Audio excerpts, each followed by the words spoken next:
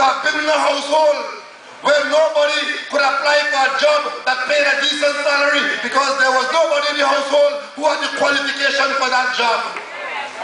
And to the extent that some child was born in that household and got a good education, he or she went on to be a nurse or an attendant or a technician or an engineer, and tomorrow they would become the prime minister of this country because the ladder was made available to them. Opportunity. The PNM stands on providing opportunity. I am seeing the possibility. I am seeing the likelihood. I am seeing very clearly that opportunity, especially for those who are least able to help themselves, will be denied you. Because the PNM didn't only create the facilities for you to go to, you know. We acknowledge that money is required to get you there and keep you there. So we have a program of funding in place that once you qualify to get through the doors, you no longer have to worry about how you pay to get there. The government says, we will help you. We have those programs in place. In some quarters, those programs are called freeness. The only reason why I'm here tonight talking to you is because in an earlier time, a fundamental policy like that came into being under Dr. Williams and was supported by my parents and my parents' friends and a whole generation of people. And it took me as the last one of a large family to enter high school. And once I entered high school, that policy took me all the way to university. And I have been employed all my adult life, and I've earned well, and I would like to believe I contributed to national development. And it wasn't just me. It was every child that went into the school with me and the other schools around. And that is how you develop a country. You don't develop a country by coming up with half-baked, Ukrainian, gobbledygook nonsense that don't make any sense to anybody. Let me just run one other policy. So you defend the education policy. You defend the social services.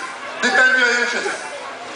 Many of you here are tenants in households.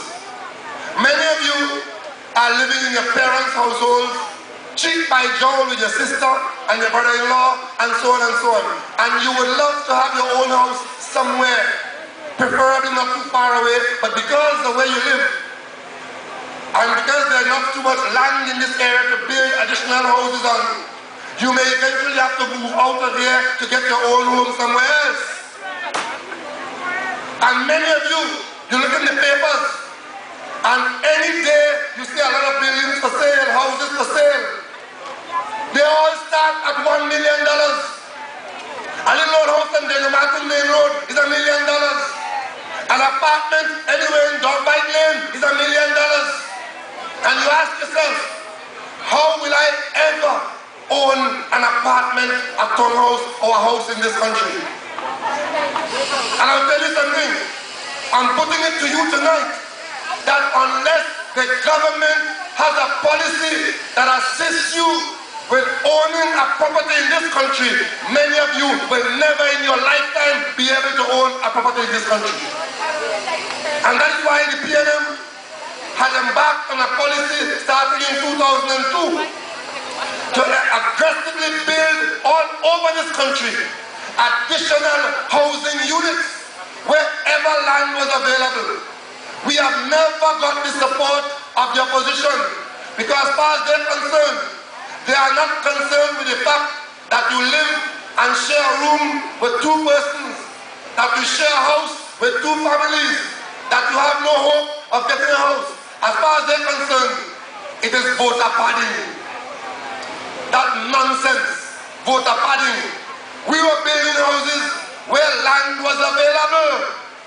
If you look out there in Four Roads, you may recall at Victoria Keys, I had a running battle with the people in Victoria Gardens who did not want the HDC to build those apartments on the other side.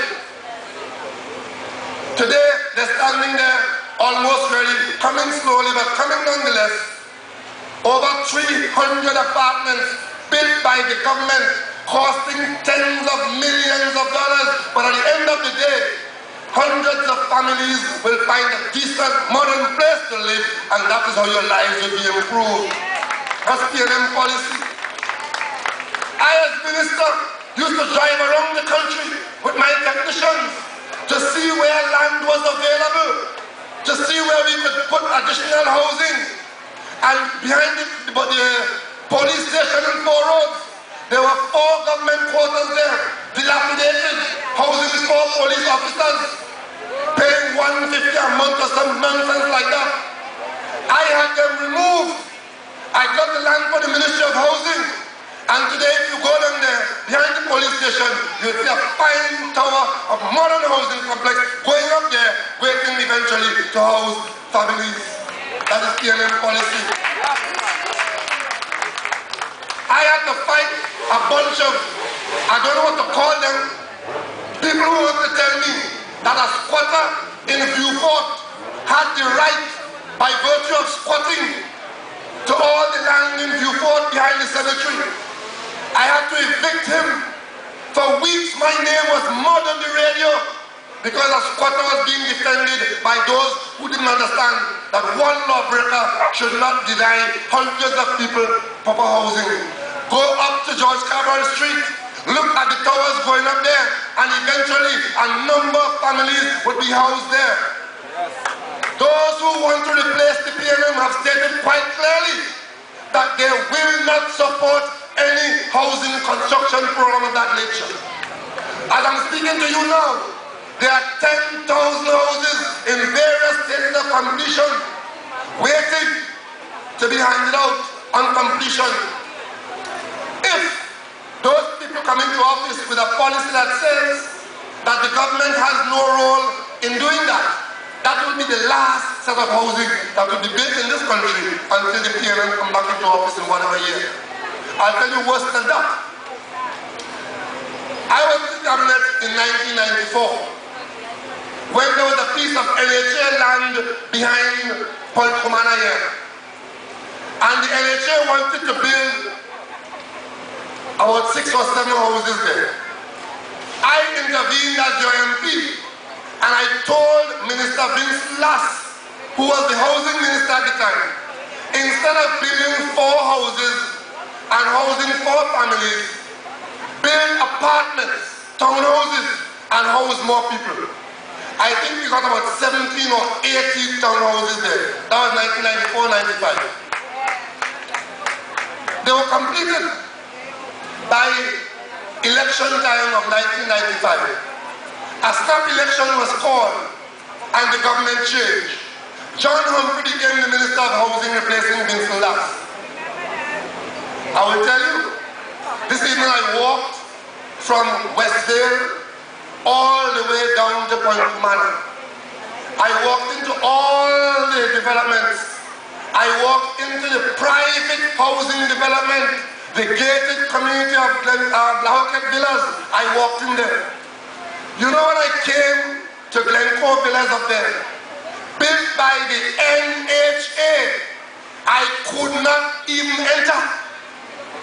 Because that NHA project under John Humphrey, under the UNC, became a gated community, completely exclusive, and it never went to the persons for whom they were built. The only gated community of that nature in the world built by NHA is in Glencoe. So you see what happens to public sector housing when the PNM isn't in office? You want that to happen? Bring them in. Bring them. Bring them. They have shown you how they will distribute houses built by the PNM.